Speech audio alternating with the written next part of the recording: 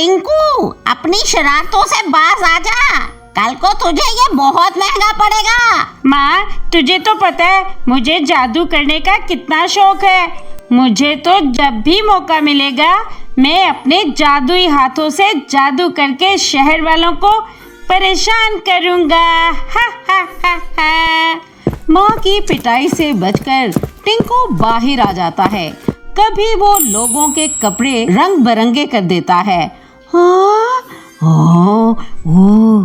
कभी खाने को गुम कर देता। और कभी तो बेचारे बच्चे का खिलौना आसमान में उड़ा देता।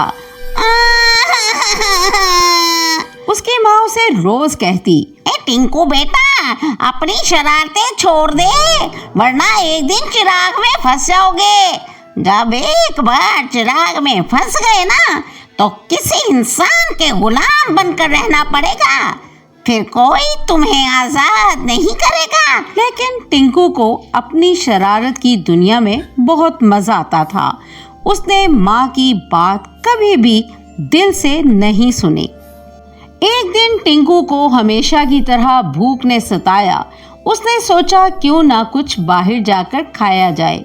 ये सोचते ही उसको वरुण चाचा का ख्याल आया। पानी पूरी खाऊंगा, मजे आएंगे। सब सो रहे थे। अपने माता पिता को बिना बताए वो बाहर निकल जाता है। भूख तो उसको हर वक्त लगी रहती थी और लोगों का खाना चुरा कर खाया करता था। वरुण चाचा को तो वो बहुत ही परेशान किया करता था।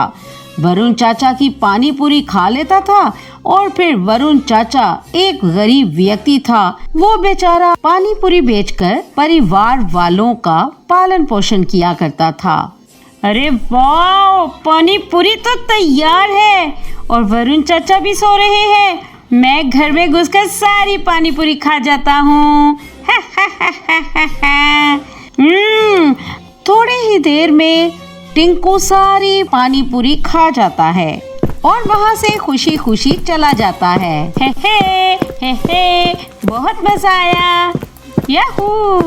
वरुण चाचा जब सुबह उठता है और ठेला लेकर जाने लगता है तो क्या देखता है कि उसकी पानी पूरी फिर से गायब हो गई थी। होए, मैं मर गया, ओहो मैं लुट गया। ये आवाज सुनकर उसकी पत्नी उसके पास आती है। अरे भगवान, हम फिर लुट गए। अरे फिर से किसी ने सारी पानी पूरी खा ली। ये देखो, ठेला बिल्कुल खाली है। वरुण की पत्नी को भी बहुत गुस्सा आता है। वो बोली, बस बहुत हो गया, मैं आज ही तांत्रिक के पास जाकर पता लगाऊंगी कि ये कौन कर रहा है। तुरंत वो एक तांत्रिक के पास पहुंच जाती है। तांत्रिक जी, आपको तो पता है हम कितने गरीब हैं, कितनी मुश्किल से पानी पूरी बनाकर अपना पालन पोषण करते हैं, लेकिन कोई हमारी सारी पानी पूरी खा जाता है। शांत हो जाओ, हम अभी पता लगाते हैं। तांत्रिक अपनी जादुई शक्ति से पता लगा लेता है कि ये जिन का बच्चा टिंकू की शरारत है। टिंकू नाम है उस बच्चे का, जो कि एक जिन का बच्चा है। मस्तीखोर टिंकू, अब तेरा अंत आ गया है। तांत्रिक वरुण की पत्नी को एक चिराग देता है। तांत्रिक जी, ये क्या? ये तो एक पुराना सा चिराग है, मैं इसका क्या करूँगी? ये चिराग ले जा और टिंकू के घर के बाहर रख दे, फिर देखना इसका करिश्मा। दूसरी ओर टिंकू पानी पूरी खाकर मजे की नींद सो रहा होता है। फिर जब वो उसकी आंख खुलती है, भूख लगती है। माँ, कुछ खाने को दो ना, माँ मुझे भूख लगी है। माँ की जूती हवा में उड़ती हुई टिंकू के सर पर पड़ती है। तू बस अब ये खा, हर वक्त भूखा। टिंकू भाग के बाहर चला जाता है। उसकी नजर अपने घर के बाहर पुराने चिराग पर पड़ती है। अरे वाह, ये क्या है? कहीं ये वही चिराग तो नहीं जिसके बारे में माँ कहती थी कि तू इसमें बंद हो जाएगा? टिंकू के मन में एक खुराफाती आइडिया आता है। क्यों ना मैं इस चिराग के अंदर घुसकर अपना जादू दिखाऊं। मैं सबको दिखा दूंगा कि ये सब किताबी बातें हैं, कोई जिनको काबू कर ही नहीं सकता। टिंकू के माँ बाप ने हमेशा समझाया था कि चिराग के साथ मजाक नहीं करना चाहिए, लेकिन टिंकू के दिमाग में तो हर समय कुछ ना कुछ प्लान चलता रहता था। उसने बिना सोचे समझे अपने हाथों से कुछ जादू किया। जादू करते हुए उस चिराग को उठा लिया।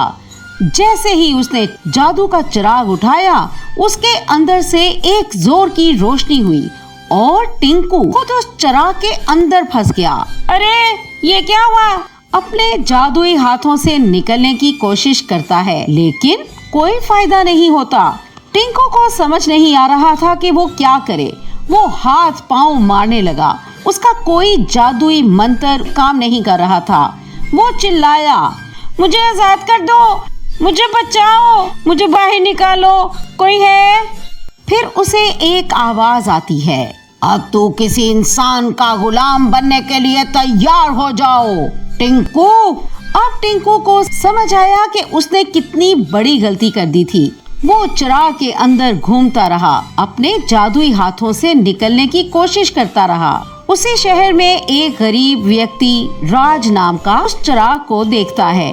अरे ये कोई जादुई चिराग तो नहीं कितना पुराना चिराग है। मैं इसे घर ले जाता हूँ और इसे साफ करता हूँ। वो उसे उठा लेता है और अपने घर ले जाता है, लेकिन जैसे ही वो चिराग साफ करता है तो टिंकू उसमें से बाहर आता है। क्या हुक्म है मेरे आका? मस्तीखोर टिंकू की सारी मस्ती निकल चुकी थी। राज ने चिराग फेंक दिया और डर गया। अरे एक जिन, क्या मेरे सब सपने सच होने वाले हैं? अरे मैं कोई ख्वाब तो नहीं देख रहा? नहीं, ये ख्वाब नहीं, अब मैं आपका गुलाम हूँ। टिंकू रोने लगा और राज हंसने लगा। अरे मेरा गुलाम। राज उसे अपनी सारी इच्छाएं पूरी करवाता है। टिंकू ने छोटी छोटी शरारतें करके अपनी मस्तीखोरी जिंदगी को खत्म कर दिया और अब उसको राज की खिदमत में अपना वक्त बिताना था।